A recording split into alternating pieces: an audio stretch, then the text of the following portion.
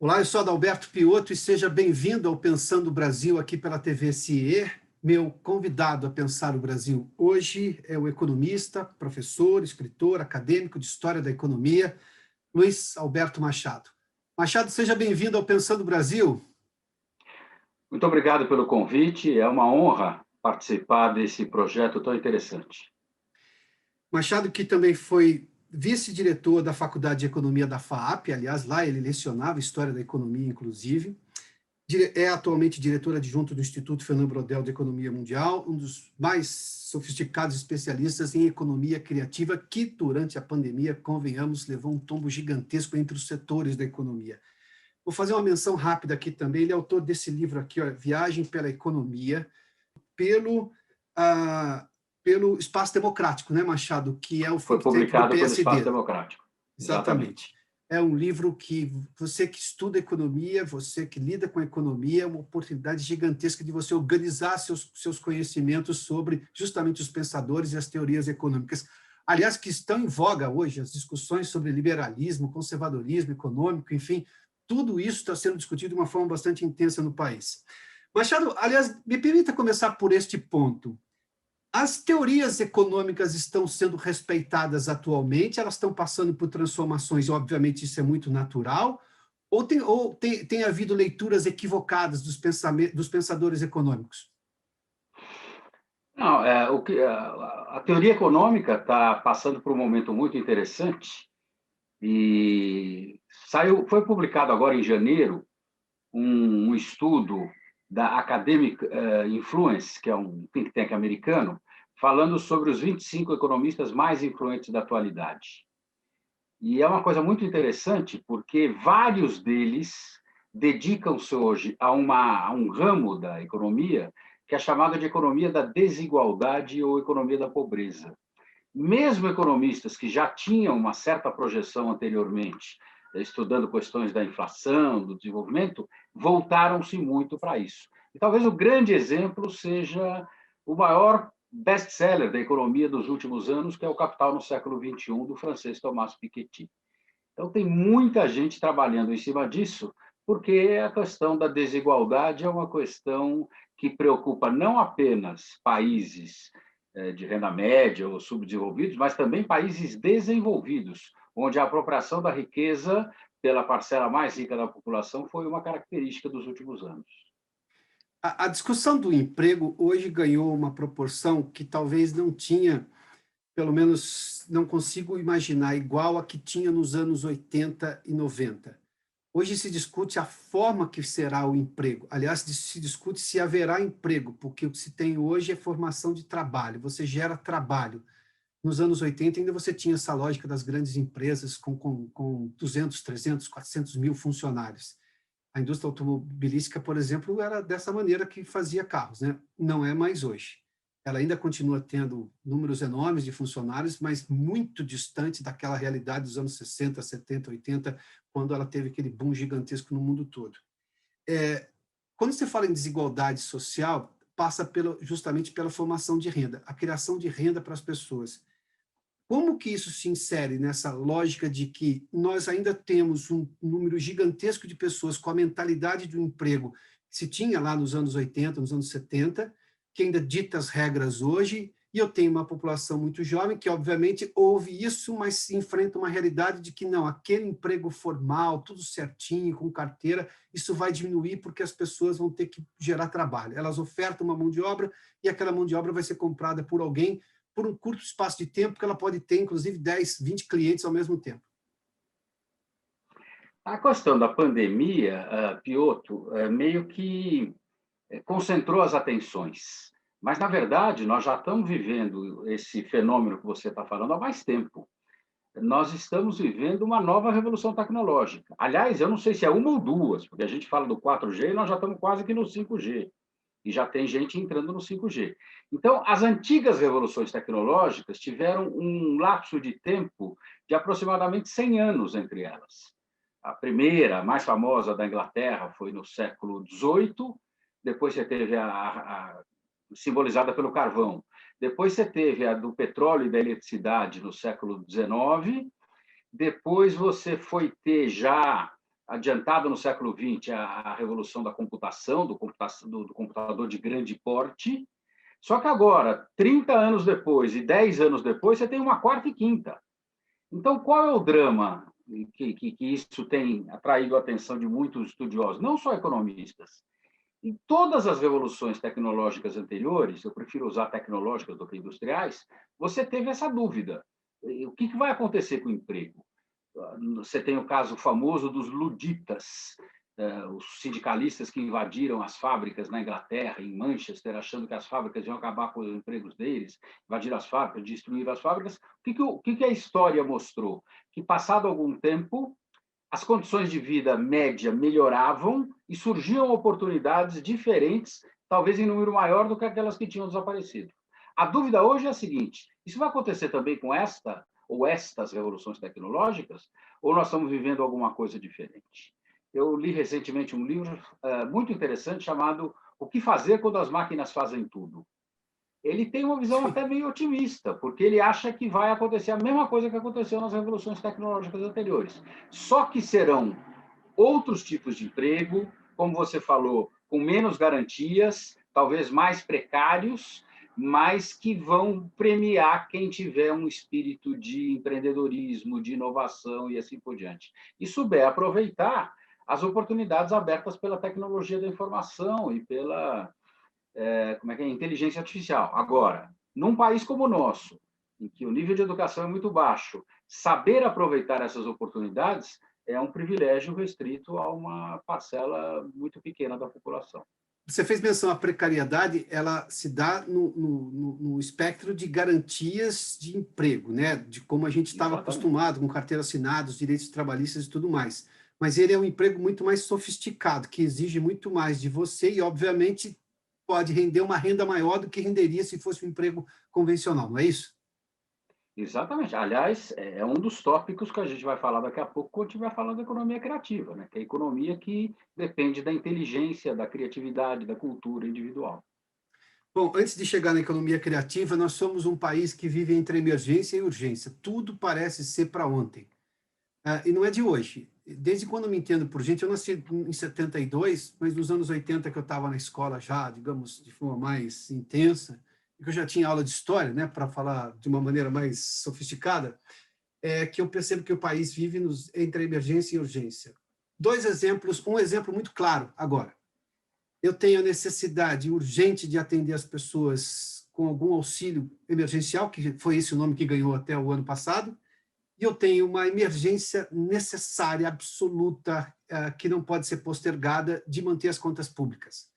Até quando, Machado, a gente vai continuar nesse país de emergências e urgências? Porque em algum momento parece que a gente vai ter que fazer uma escolha, dentro de duas escolhas que são necessárias a serem atendidas.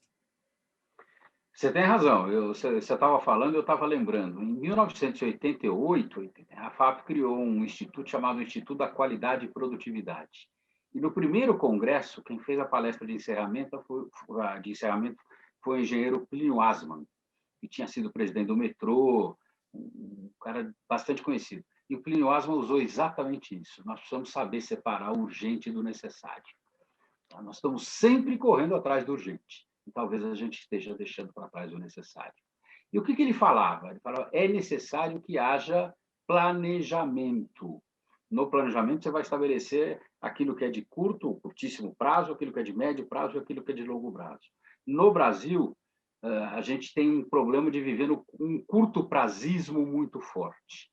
Uhum. Durante muito tempo, eu ouvia dizer que isso era decorrência de um país que vivia num nível de inflação completamente não civilizado, onde você tinha ilusões de rentabilidade, os orçamentos públicos eram peças de ficção contábil, etc.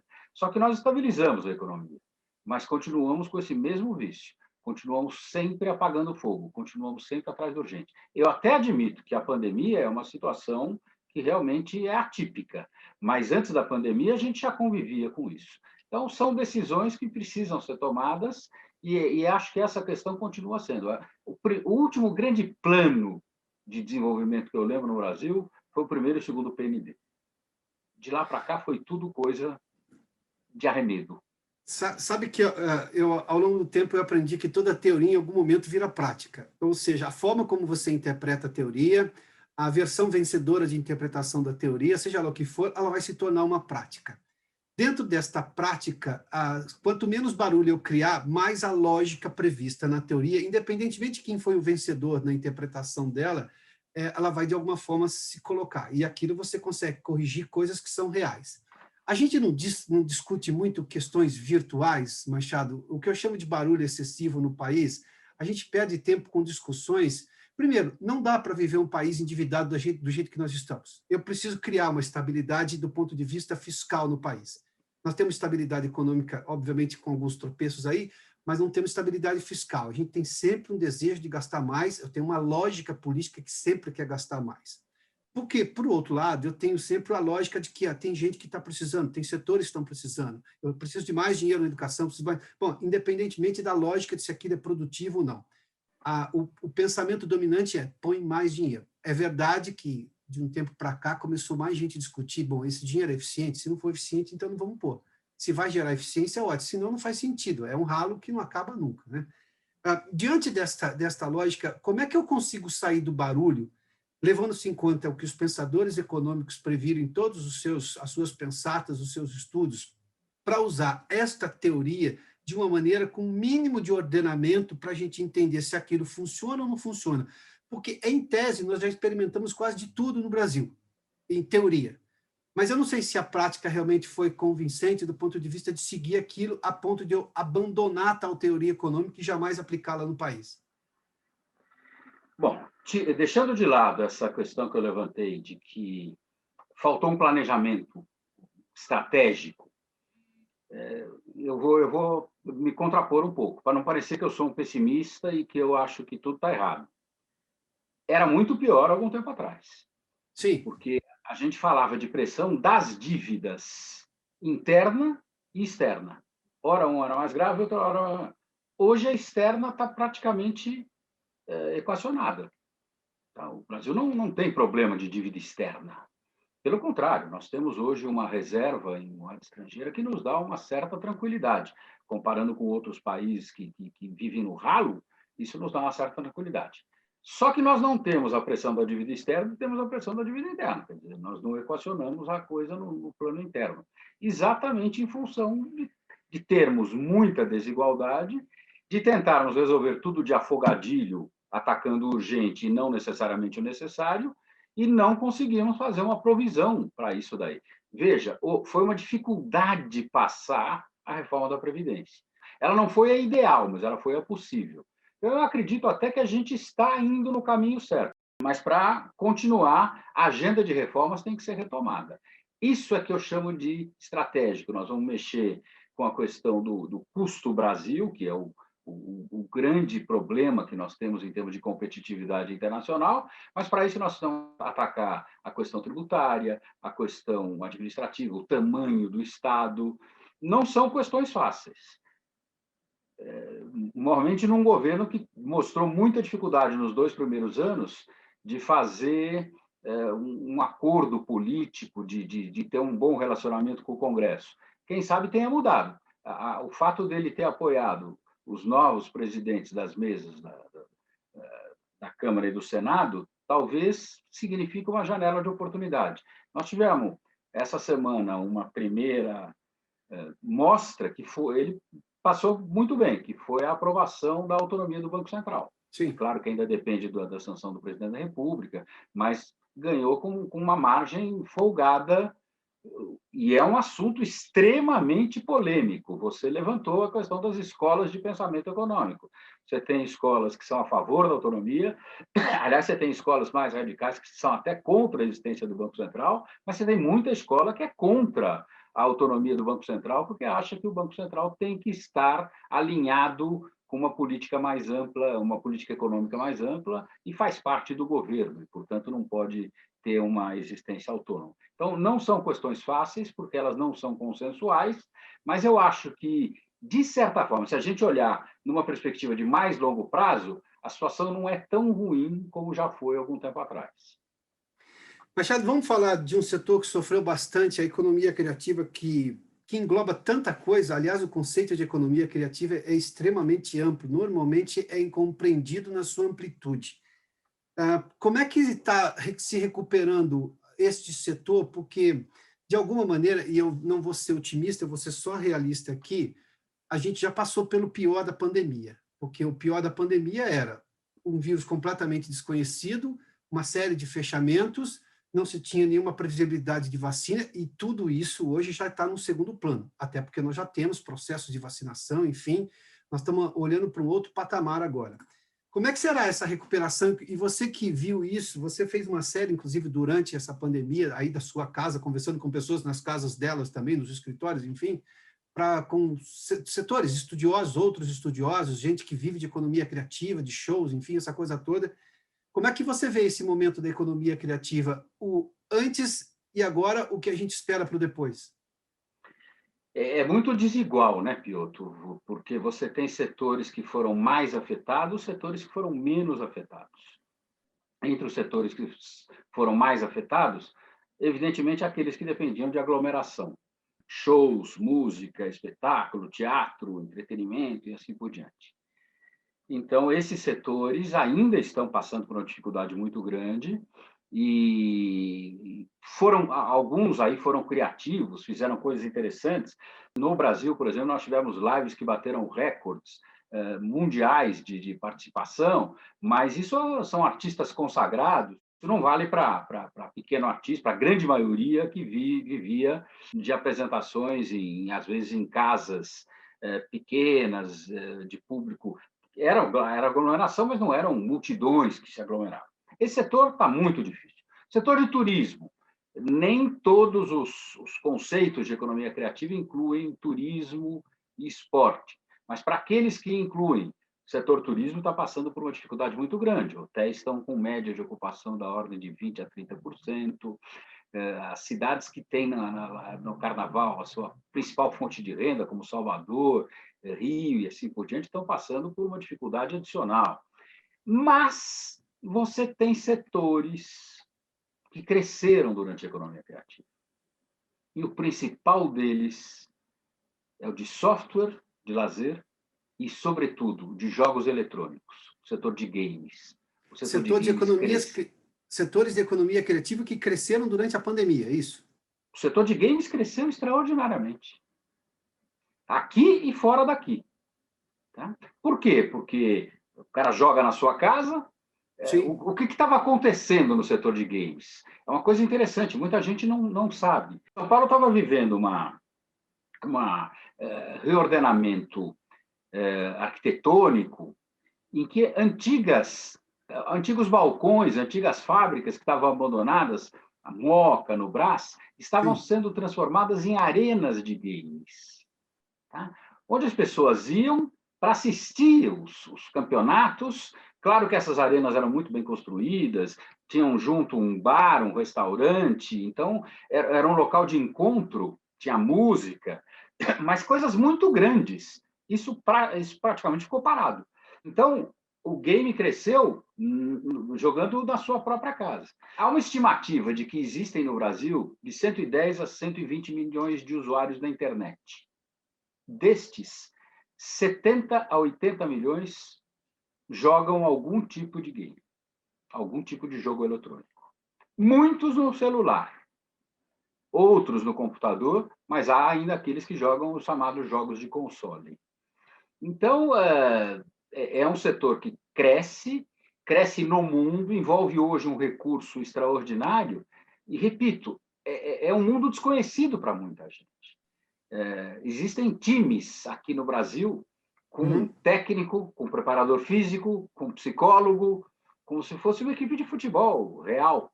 Tá? E, então, é um setor para game. Incrível. Estruturas extraordinárias.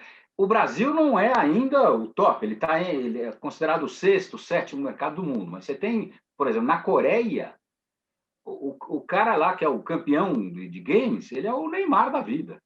Tá? Ele não consegue sair na rua. Ele é uma figura extraordinariamente popular e ganha uma fortuna. Tá? Há 2 anos atrás, 2019, antes da pandemia, quando teve o torneio de Wimbledon, O Djokovic foi o campeão. Na mesma semana, teve um campeonato de games em Las Vegas. E um garoto de 16 anos ganhou um prêmio similar ao do Djokovic no torneio mais tradicional e que mais paga de tênis do mundo. Ou seja, um negócio novo se comparado à história do tênis, que garantiu o mesmo tipo de premiação e o nível de celebridade que você disse aí, crescente. Ah, impressionante, impressionante. Para quem já Incrível. foi aqui no Brasil, a Campus Party, a esse torneio, é um Sim. negócio impressionante. Eu fui uma vez de curioso, porque eu não sou um jogador, não entendo, mas é um negócio empolgante. A torcida é como se estivesse num campo, no estádio de futebol.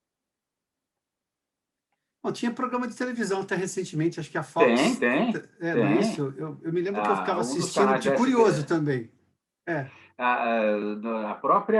os próprios canais da Globo lá, tem os três de esporte, um deles, acho que aos sábados, passa o CBO lá, que é o torneio de games. Mas achava impressionante que esse jogador de game, ele tinha trejeitos e gestos como um jogador de futebol quando faz gol. Aquela coisa de apontar para o céu, beijar medalhinha, sabe? Beijar tatuagem, essas coisas, igualzinho, exatamente a mesma coisa. Eu assisti e fiquei impressionado, porque criou-se uma cultura gigantesca em torno disso, que é fenomenal. É grandiosa e fenomenal, comparável a atividades as quais a gente conhece há 100 anos, há 40, 50, 60 anos, né? E é uma coisa que tende a continuar crescendo, né? Porque a participação da TI, da tecnologia de informação, vai ser crescente na nossa vida. Então, veja, eu acho muito engraçado que ontem eu lembro que eu estava aqui embaixo no meu prédio e tinha um garotinho que está fazendo um ano que, para os pais acalmarem, deram o celular da mão dele e estava assistindo o desenho. Quando Uhum. ele não gosta do desenho, ele berra, que é para trocar o desenho. Um ano! Tudo bem, ele não estava manipulando, mas ele sabia o que ele estava assistindo. Com um pouco mais de idade, muitos deles já estão brincando de games. Então, é um negócio que começa cada vez mais cedo, tende a crescer. Então, esse foi um setor que cresceu durante a pandemia, mas não há dúvida de que a maioria enfrentou problemas. Você tem setores, por exemplo, que no Brasil são muito destacados, como o da gastronomia. Tá. Só entender que os restaurantes ficaram fechados boa parte do tempo, Exatamente, ou agora, mesmo na volta, com atividade reduzida. exatamente. Então, é um setor que no Brasil é muito forte. Aliás, esse é um dado interessante, Piotr. A gente está falando de uma coisa que é a economia criativa, e você tem dois órgãos da ONU que apoiaram muito a economia criativa. Um foi a UNCTAD, inclusive na época que o Recupero era o secretário-geral. O outro foi a Unesco. A Unesco, inclusive, criou, em 2004, uma rede mundial de cidades criativas, que hoje tem 264 cidades, em 7 categorias. Tá? E o Brasil tem representante em 5 delas. Hoje o Brasil tem 10 cidades criativas, 10 capitais mundiais, 4 da gastronomia, 3 do design, depois tem... O Brasil só não tem em literatura e em mídias sociais, tá? Mas tem em design, tem... Então, esse é um negócio muito interessante. Se alguém tiver interesse em conhecer, entre na rede, entre em Unesco, Rede de Cidades Criativas, porque não só é interessante, a chancela vale a pena, mas é quase que um benchmarking, é um curso do que fazer para se tornar uma cidade criativa. Tem todo um roteiro lá muito interessante, muito bem elaborado. Machado, eu vou fazer menção, você falou que alguns setores sofreram muito mais, até porque dependiam de aglomeração. E, claro, artistas menos conhecidos que não tinham, apesar das redes sociais permitirem que pessoas que moram em cidades muito pequenas hoje apareçam para o mundo, mas muita gente dependia do que, para ganhar recurso, ganhar dinheiro em algum momento, do que eu chamo de artista de quermesse, que é de uma riqueza gigantesca no interior do país. Pode ser uma quermesse gigantesca, aquela da igreja pequena, ou aquela gigantesca da cidade. E aí inclui até festa de peão, por exemplo, que é um fenômeno brasileiro. Aquilo não deixa de ser, no começo, na origem de uma festa de quermesse. Né? Tinha lá um lugar para os cavalos, enfim, essa coisa toda. E esse artista depende ainda de aglomeração. Por mais que ele tente fazer algumas lives, que ele tenha algum conhecimento, ele ainda depende de aglomeração. Você vê um retorno, assim que nós tivemos a segurança biológica em relação ao vírus, com vacinação, enfim, ou tratamentos muito eficazes, que a gente transforme o coronavírus em mais uma doença da espécie humana que tem controle, que tem cura e tudo mais, ou prevenção, seja lá o nome que queiramos dar a isso, um retorno da economia criativa tal como era, ou ela vai ser tal como era, com algum ganho maior, porque, obviamente, esse nível de exposição que se tem hoje via audiovisual é gigantesco. As redes sociais fazem transmissão online de quase tudo, basta que a conexão na internet seja boa. E isso, obviamente, também tem crescido no Brasil. A gente tem uma melhora do sinal de internet, o 5G está chegando este ano e por aí vai. Nós teremos transformações profundas na economia criativa depois disso, mas elas ainda dependem de gente, né? Eu digo que o mundo é feito de gente. A gente descobriu na pandemia que sem gente nada funciona, né? Ou muito pouca coisa funciona. Como é que será essa economia criativa pós-pandemia?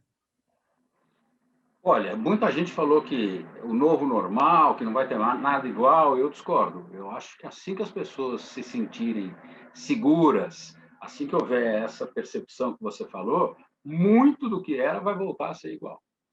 Eu acho que não tudo. Tá? Por exemplo, eu acho que tem algumas atividades que serão talvez híbridas. Tá? Eu acho que a pessoa vai buscar aglomeração para aquilo que ela sentir prazer. Não vejo, por exemplo, a volta dos grandes eventos de palestras. O cara pagava uma nota, viajava ao redor do mundo para assistir palestras. Isso o cara vai poder tranquilamente fazer online. Não é que vai desaparecer, mas o volume e o número de pessoas que estarão presencialmente nesse lugar vai diminuir brutalmente. Não precisa ir muito longe. Você falou do Instituto Fernando Brodel. O Fernando Brodel fazia lá uma série de eventos no final da tarde. Eu sou testemunha, era um inferno. Por quê? Porque você tinha que enfrentar trânsito, você ia voltar mais tarde para casa, pegar mais congestionamento. Você pode tranquilamente participar daquilo de forma virtual.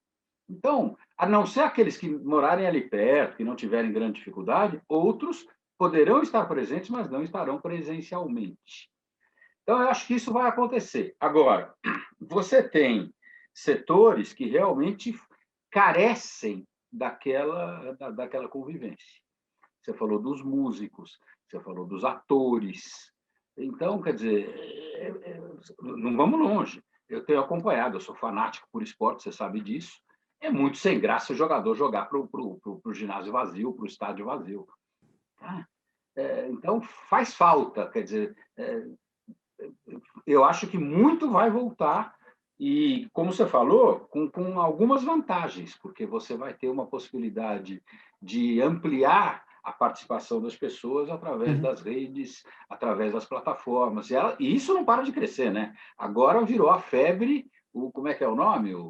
A nova plataforma aí, o Que é agora do surgiu. iPhone especificamente, que permite Do conversas, iPhone. né? Isso. Exatamente. Nossa, eu estou vendo que já é uma febre. Mas você não tem ainda? Falei, como assim?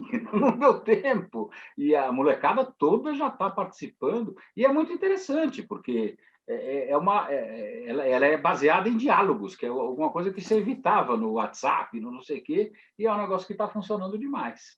Machado, mas você acha que a gente, por mais que eu tenha, obviamente, e eu não sou contra a tecnologia, muito pelo contrário, é ela quem está nos permitindo fazer essa conversa agora, nesse momento ainda de Uhum. distanciamento social, de estúdio fechado por questões de segurança, absolutamente compreensíveis. Mas eu posso dizer, da minha carreira de entrevistador e jornalista, de 28 anos, que há limitações que a tecnologia não consegue resolver.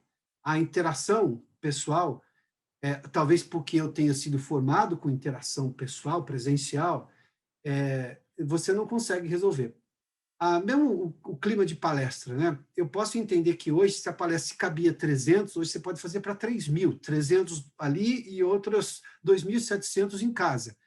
Eu conheço gente que fazia esses eventos e diz que ele conseguiu ver ganhos nisso, mas ele ainda não consegue vislumbrar uma saída para aquela questão de que, e a parte presencial? Mas eu não perco um pouco do conteúdo, o conteúdo não fica prejudicado, porque nós somos uma geração criada, e eu faço parte dela no presencial. As interações ganham com isso.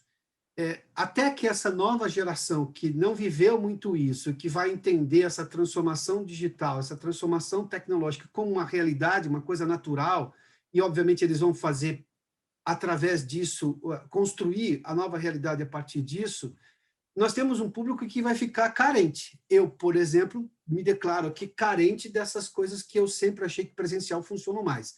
E tem a troca de contatos, a conversa, enfim, percepções que você vê a lateral. Hoje você vê uma tela. A tela nunca vai mostrar tudo, né? Porque a tela, primeiro, é alguém que escolhe para você. Vou imaginar que eu tenha 12 câmeras no auditório. São 12 visões que não a minha. Eu só tenho as 12 deles. Eu preciso de uma 13ª, que seria a minha. E eu só posso fazer isso se eu estiver no local. Eu não tenho prejudicado a troca de ideias, também porque eu não tenho esse presencial. Esse formato híbrido tem a sua vantagem e desvantagem? Claro, claro, não tem dúvida. Eu também, quer dizer, me perguntaram como é que você está se dando. Eu falei, olha, muito bem, eu me adaptei. Eu segui rigorosamente aí as recomendações, Sim. eu preferi ficar no meu prédio, quer dizer, no meu prédio eu tenho possibilidade de correr, de fazer exercício, de ir à piscina, a internet pega bem, me permitiu fazer uma série de coisas, e eu tenho me dedicado muito a coisas que eu já gostava e não podia fazer. Mas o que te faz falta? Eu sinto falta de palestras, de viagens. Sim. Não é de palestras em viagens. Por quê? Porque você sai do lugar, você vai para Sim. outro clima, você vai ver outras pessoas, você vai conhecer outras Tem a culturas, questão e psicológica, né, Machado? isso é insubstituível. Sim. Isso é insubstituível. Então, é claro que faz falta. Você falou dos grandes eventos, ou das quermesses. Existe um dado também de um setor da economia criativa, Piotr, que poucos brasileiros sabem. Uhum. Até porque existe aquele dito popular de que brasileiro não lê. É discutível isso, porque o Brasil é Também acho. provavelmente o país que tem o maior número de festivais literários do mundo. Todo mundo sabe da Flip. Sim. A Flip é conhecidíssima. A quantidade de festivais que existem pelo Brasil é impressionante.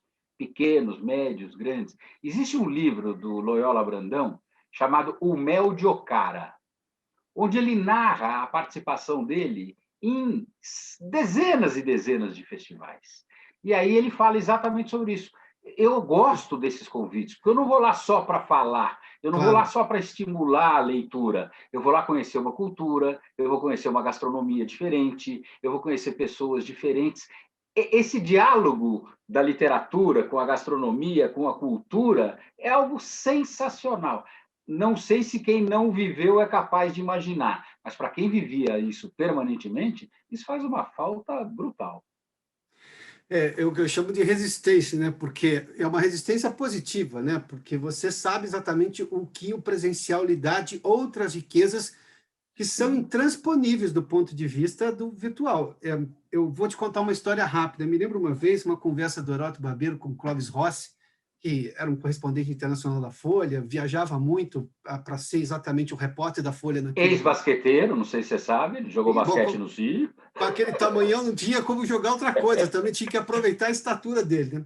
E o Heródoto chegou a fazer uma pergunta, ele falou assim, escuta, mas com a internet estava naquele boom já, isso era no 1900, não, 2002, 2003, aí o Clóvis Rossi disse assim, mas nunca será um olhar de um brasileiro. Ou seja, a interpretação de um fato internacional será feita por um inglês, por um alemão, por um americano, por um francês, por um italiano. Nunca com os valores que nós temos. O que é importante para a nossa cultura que aquele fato mostra? Como é que eu narro aquilo? E aquilo para mim ficou, porque obviamente os jornais já estavam naquela preocupação de reduzir custos, uma viagem, por que eu vou? Não, eu já tenho lá, eu compro agências internacionais, e não era tão simples assim. Eu gosto de citar esse fato porque ele antecede a tudo que nós estamos vivendo hoje, mas ele é muito útil para explicar o quanto que o presencial, o quanto que o seu olhar faz diferença. As percepções do Loyola, ele só vai ter se ele estiver lá. É impossível que alguém conte para ele o Perfeito, sabor do piqui, por exemplo. Vamos pegar um dos fatos perfeito. mais controversos do Brasil, né? Se piqui é bom ou ruim, né? Mas, enfim, você só sabe se você for lá. Você tem que experimentar. E tem alguém contando uma narrativa que é bom aquilo, né? Você vai no Goiás, o sujeito conta do piqui como se fosse a maior iguaria do mundo. E aquilo interfere na sua percepção. E é natural, pessoas interagem, né? Sem dúvida nenhuma. Esse fim de semana, por exemplo, minha mulher estava com vontade de comer tacacá. Tacacá. Sexta-feira nós fomos num restaurante perto do Paulistão chamado Amazônico. Fino, primeiro, só que não tinha tacacá. Ela falou: estava muito bom o jantar, Beto, mas domingo nós vamos almoçar em outro lugar onde tenha tacacá. Então, São Paulo, uma das características de São Paulo é que é um centro gastronômico extraordinário, né? Se você quiser comer, em São Paulo você come. Sim. Mesmo com as restrições agora, os restaurantes estão abrindo, ou era na base do delivery, e nós fizemos isso. Mas onde é que surgiu essa vontade? Ela foi assistir um congresso onde eu participei lá no Pará, ou no Amazonas, experimentou o tacacá e falou: eu estou com vontade de comer tacacá. Antigamente era muito difícil, a gastronomia amazônica, a culinária amazônica era muito pouco presente em São Paulo. Hoje tem algumas opções muito boas. E eu acho que isso é salutar, quer dizer, eu fiquei meses e meses sem ir a restaurante. Que é uma coisa que eu gosto de fazer. Meu filho ainda falou: puxa vida, que gostoso, há quanto tempo a gente não fazia isso? Faz com cuidado, mas o fato de poder voltar a fazer, Sim. como você falou, tem um efeito psicológico muito importante. Bom, mata a saudade, mas nada como comer em loco, né? Porque aí tem a emoção Sim. local também, né? Bom, primeiramente eu quero parabenizar, porque eu tenho visto tanta gente da economia criativa sendo extremamente criativo para encontrar soluções em meio à pandemia para continuar fazendo a economia criativa avançar.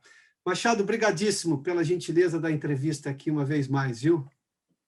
Imagina, como já te falei, é uma honra. Pensar no Brasil é uma necessidade, é uma obrigação de todos aqueles que gostam deste país. E parabéns pela iniciativa sua e do CIE. Machado, obrigado, até mais.